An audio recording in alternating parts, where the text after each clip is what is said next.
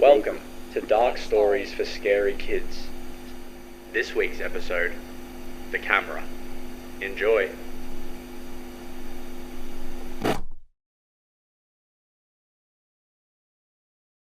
Once there was a young girl who lived in privilege.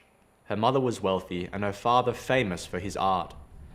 Her mother's money supported them, and father's art gave them prestige that elevated them above most. There was nowhere she couldn't go, no dreams she couldn't make real.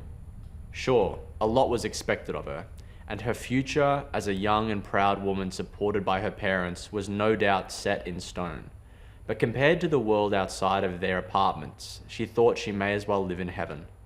She lived like this since she was born, spending her days meeting her father's admirers and mother's employees.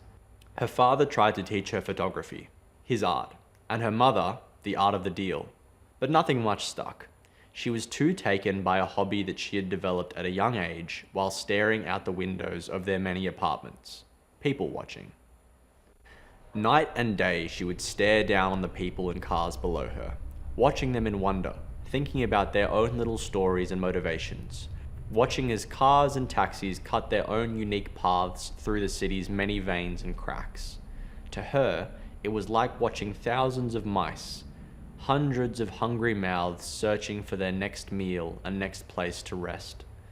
She wanted to know them, to understand them while looking down at them from above, perhaps get a better glimpse of the world she was sure her parents were protecting her from. Little did she know, as her father's birthday arrived, that she would get an opportunity to examine that dark and mysterious world below. The day of the party, the day of the old man. That night, her mother decorated her father's photography studio for a party and invited all the necessary guests. Bankers, doctors, government officials. Ironically enough, her father's birthday morphed from a celebration into something more like a meet and greet between the wealthy and fashionable of the city, just as her mother had wanted it. As per usual, the girl found this boring, but found herself entertained when watching the waitstaff instead of the guests, watching their looks across the room to each other, watching them as they roll their eyes as arrogant guests turn their backs. She found herself particularly interested in two waiters, a waiter and a waitress who manned the tables near the kitchen. They kept sharing smiles and glances at each other. She thought they may be in love, or maybe just friends. Regardless, she had found her entertainment for the night. She watched as the waiter smiled to his companion and once again left for the kitchen.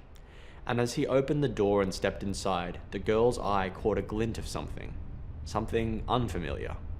Through the kitchen, on the other side of the room was a small pit of darkness, an open door to the outside. She was immediately infatuated, a door to the other world not guarded by the rich life that surrounded her. Before she could even think, she stood and quietly made her way to the kitchen's entrance. And after looking around her to make sure she wouldn't attract any attention, she slipped inside. It wasn't hard to sneak past the kitchen staff after that. After all, they were too busy to spot a little girl on a mission.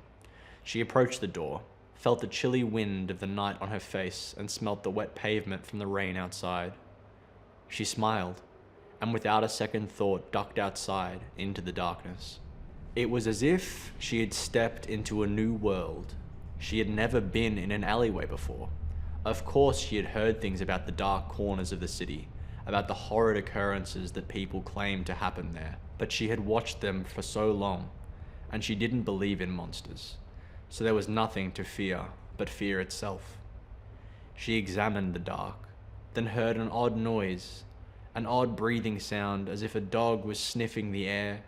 She looked behind her and saw, pressed up against the side of a building, was a large cardboard box on its side with one of its flaps slightly ajar. She stared at it, curiosity running wild, then approached. She reached out and touched its surface, but before she was even able to take one of its remaining flaps, it opened on its own. She jumped back. Inside was a thick darkness, but from its downside view she could see, veiled in oily black, lay the faint outline of a man. "Hello?" a voice came from the box.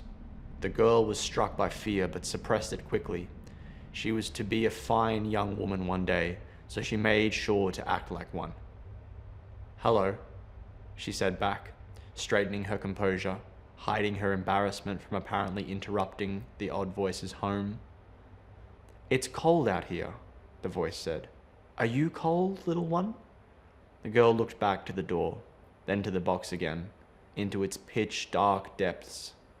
"No, I'm not young either. I can handle the cold," she said proudly. A tired, raspy laugh came from inside. "I'm glad to hear, young lady, but I am old, and this cold is far too much for me," it said, following his words the faint sound of something shuffling inside, the sound of something scraping against cardboard. "It is clear to me that you are rich, dear. You have a flash of gold in your eyes and wear clean clothes," it said. "Won't you spare some wealth for an old man?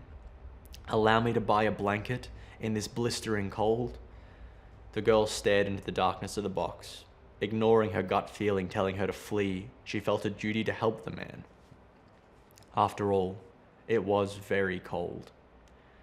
She didn't carry money, but then realized she was wearing her watch, her very expensive watch. Through her odd fear and discomfort at the unseen figure, she approached the box again and began to slip her watch off her wrist. It a small band with gold and diamonds sewed into its surface. "Yes," the voice said, something moving inside again. Fear grew in her, but so did her sympathy, her slow steps carrying her forward. Hearing the old man mutter as she got closer, she reached out and held the watch out to the opening in the box, soon hearing commotion behind her as someone called her name. She looked behind her. 2 of her mother's friends were looking out the door at her. She turned back to face the box. Almost like a snake, a large, long, and deathly thin arm stretched out from the darkness, its almost face-sized palm open and waiting for her to hand over the watch. Behind her, someone yelled, "Creep!" And before she knew it, her mother's friends had snatched her away from the box, her watch still in her hand as she was quickly carried back inside to the kitchen. They took her inside and asked her a million questions. One of them called the police, assuring her that she would never have to come into contact with such a vile man again. She thanked them, but just as a formality. She felt the man's odd manner had meant no harm, and his voice did sound as if it came from a frozen, desperate old man. But as she went to sleep that night, she made sure to look away from the windows, wanting to avoid witnessing the fate of the old man in the cold.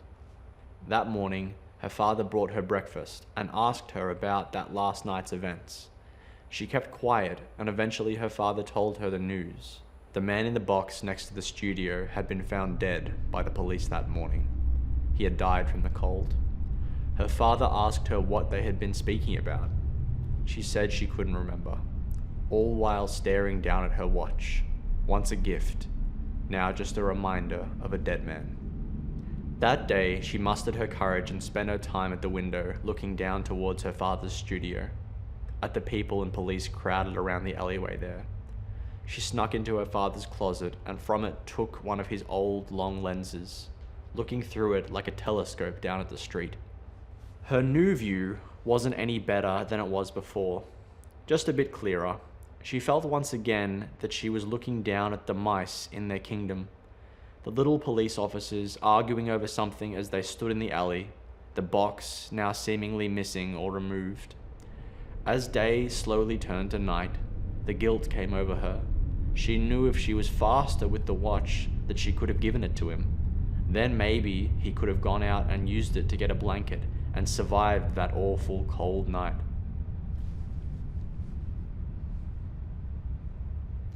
That night, she didn't eat her dinner.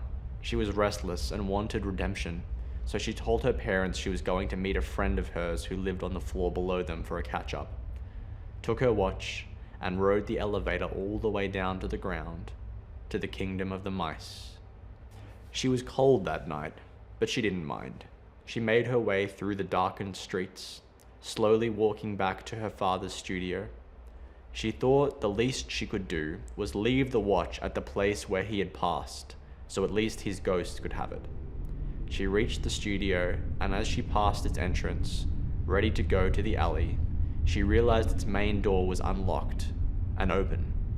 Darkness inside. She stared at it for many moments, and realizing her dad's assistants may have just forgotten to lock the door, she walked up the steps as it started to rain and entered.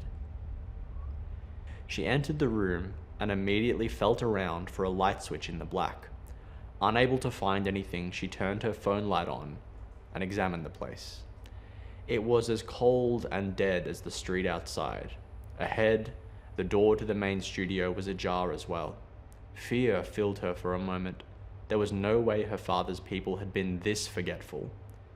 But regardless, she pushed forward, hoping to uncover more of the little stories the mice lived out below. She entered the main studio area. It was quiet and freezing, even colder than the outside. Shining the light around, she saw things were missing. Most of her father's cameras and lens boxes left open and empty. She continued searching before finding one camera left, an old plastic camera, damaged and nearly broken on the floor.